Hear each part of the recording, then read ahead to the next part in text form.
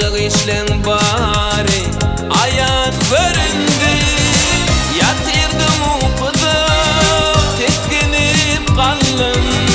Bolcak işleň bari ayan göründü. Her gün indin durayım dedim ya Allah. Bir algam okudum üç kul huvallah. Her gün indin durayım dedim ya Allah. Bir algam okudum üç kul huvallah. Üç mertebe dedim estağfurullah. Yaşıl giyinip nur verdi kan görünme. Üç mertebe dedim estağfurullah. Yaşıl giyinip nur verdi kan görünme. Sağ olun. Berekenler, berekenler.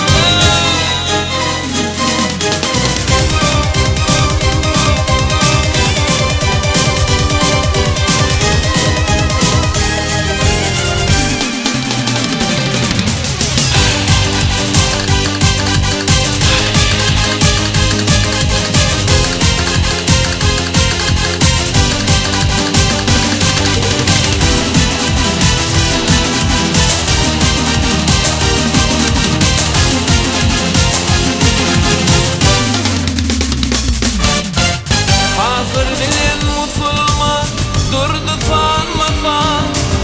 Su yerine attırdılar kırmızıdan. Aşa pıştı kafir bilen musulman. Musulmanın ateş Şam'ın göründü.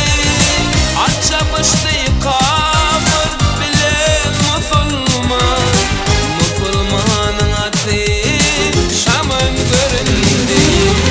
Alışan adamı gördüm düşümde. Ah delisin moranıptır başımda. Alışan adamı gördüm düşümde.